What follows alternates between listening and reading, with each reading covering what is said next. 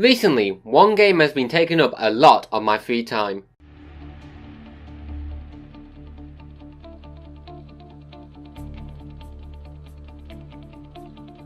Into the Breach, the latest creation from Subset Games, developers of the indie hit FTL, a personal favourite of mine. The game itself has a concept similar to the film Pacific Rim. Massive creatures referred to as Vek are invading Earth, and giant mechs have been constructed to combat them. It uses this premise to deliver an interesting top-down strategy experience, with emphasis on manipulating the Vek's positioning for your own benefit. However, this cursory description of the game doesn't express the subtleties in the mechanics and design that makes this game worth playing. To do so, I'm going to need to go into a lot more detail. So, today on Games of Reference, we will be exploring why Into the Breach is awesome.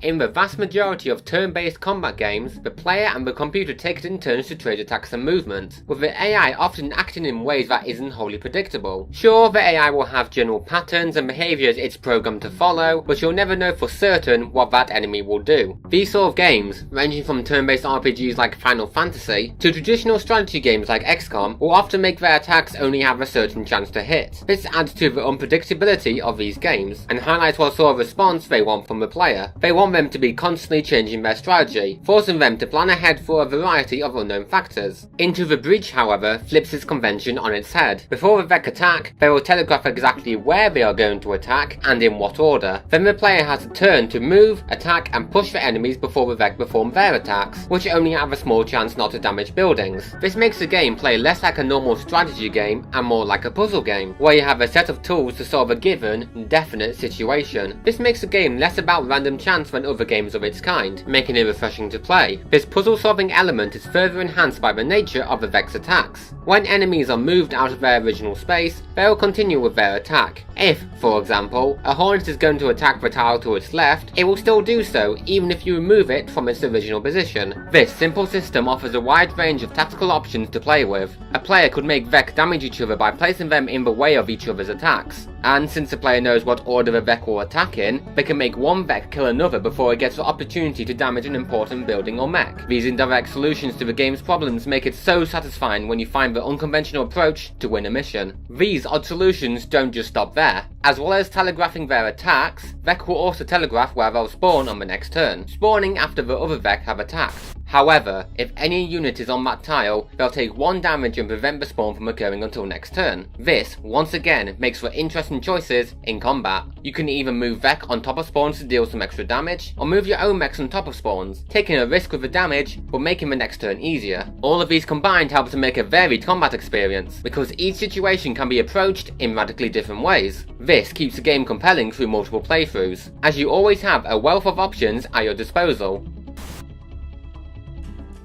I've mentioned multiple times now that you have to protect buildings, but what incentive do you have to do so? Why does it actually matter if these buildings are damaged? Well, damage to buildings is tied to your main failure state in the game, the power grid system. Whenever a building takes damage, this power level meter at the top will reduce by the amount of buildings destroyed, with each point of damage destroying a single building. There is a small chance that the buildings will resist damage, but the percentage is so small, it can't be relied upon. If the meter reaches 0, you lose that campaign, and have to start over. This presents a unique problem that the player has to deal with. Often, the move that results in the least building damage may kill little to no Vek, whereas a move that kills a few of them may leave 1 or 2 untouched, letting them destroy a building with ease. Doing the former will move you further away from failure, but will mean that you have more Vek to deal with next turn. The latter, however, gives you an easier subsequent turn at the cost of moving ever closer to failure. The need to protect buildings also allows the player to block range attacks with their mechs, putting them at risk in aid of a long-term goal of protect the grid. If a mech loses all of its health, you don't lose the mech itself, just the pilot operating it. This means that you can put your mechs in the firing line, maybe even sacrificing a pilot if the need is dire enough so the grid remains intact. However, you're going to want to keep your pilots alive. This is because pilots gain XP upon kills, with each pilot gaining a maximum of 2 level ups through XP milestones. With each level up, the pilot gains a small but significant random bonus, such as extra health, more movement, and a small collection of others. Some pilots, called time travelers, have special, unique unique abilities, ranging from giving your mech a shield, to being able to move through enemy tiles, and much more. When a pilot dies, they are replaced with an AI, which you can still control, but it doesn't earn XP. This adds another layer of complexity to the mix, because you're going to want to kill as many Vek as possible, so you have a more powerful squad. Seems simple enough, but this goal may come with a risk of putting buildings in danger, as previously stated. The need to sacrifice your mech occasionally to save buildings also creates antagonizing factors to decide upon. You could stop the Vek from damaging the buildings, but that may kill your most powerful pilot, hindering your future efforts. But it seems that there is no end to the tricky decisions, as Into the Breach adds an extra layer to the already antagonistic goal set: missions. Each battle has a specific task the player may complete, ranging from protecting certain buildings and NPCs, killing a certain amount of Vek, blocking a certain amount of Vek spawns, and a myriad of other tasks. These missions reward you with power for the grid, upgrade points for your mech, and the game's main currency,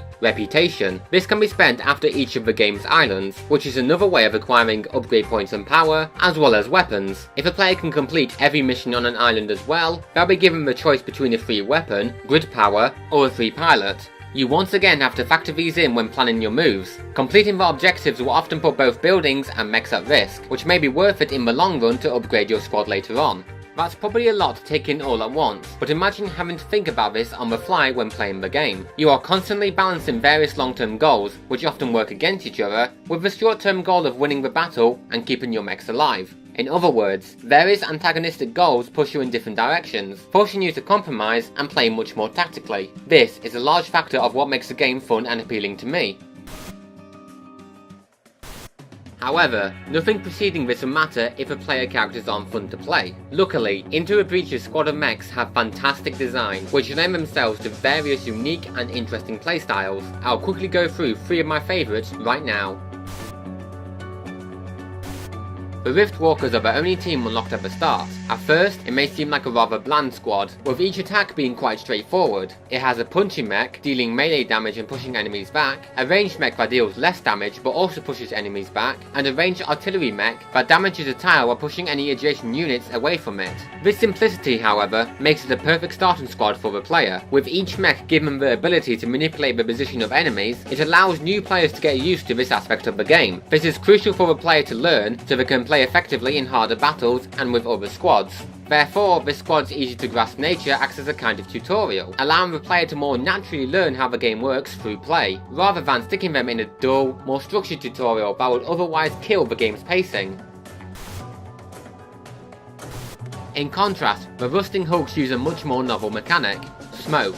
Any units, including your own, in smoke cannot attack, making this squad more about damage negation than damage relocation. To achieve this, the squad has a mech with a smoke bomb that can jump over enemies, an artillery mech that deals damage to Vek while dropping smoke behind the mech, and a mech that pushes all adjacent units to it away. As well as this, the squad has the unique ability to deal damage to any Vek in smoke at the start of their turn. This squad puts a lot more emphasis on pre-planning than other squads, which makes it a nice change of pace to the more direct damage focus of the Rift Walkers. You have the option to place smoke next to buildings, effectively denying any future attack from that tile, while also retaining the option to straight up prevent an enemy from attacking right now, whilst not dealing too much damage of your own. Despite this, the lack of pushing on the smoke bomb mech and the awkwardness of attacking enemies in inward corners means that a lot more thought needs to be put into how you engage enemies, but getting your moves right will cripple a Vek completely. This is what makes the squad satisfying to play.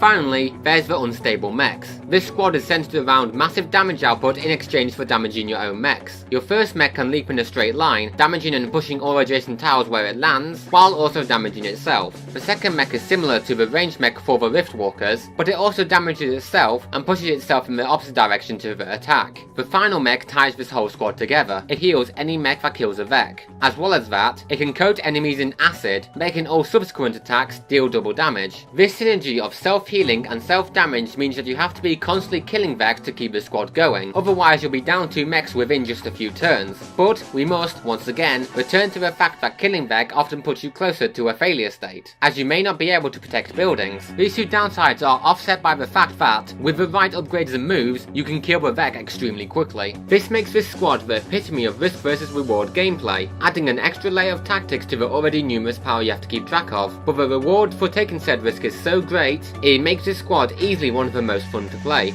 Of course, each squad has their own unique qualities worth talking about, so I'll leave that up to you to discover what they are, but what I will go into is how you unlock these squads, because that is, once again, ingenious design. You know in most games how achievements tie very little into the game? They may have a fun premise or give you a new perspective on the game, sure, but there's rarely an actual in-game reward for completing them. Into the Breach, however, uses its achievements to give a player a proper sense of progression and encouragement. Each of the game's achievements gives the player a coin upon completion, which can then be spent to unlock different squads of mechs. The achievements are split up into ones applying to a certain squad and ones applying to the game as a whole. These achievements often ask you to play in an odd way, forcing you to think through the mechanics while offering a tangible reward for playing differently. This, overall, encourages smarter play on behalf of the player. Now, these are just some of the reasons why I love Into the Breach. I failed to mention the attack design of the Vec itself, the whole time pod system, the fantastic soundtrack by Ben Prunty, and many more elements. But if I talked any more, I'd be here forever. All there's left to do is congratulate Subset Games on knocking it out of the park once again, and also to ask you to buy this game if it looks interesting to you. It costs less than £10, and it's worth every penny.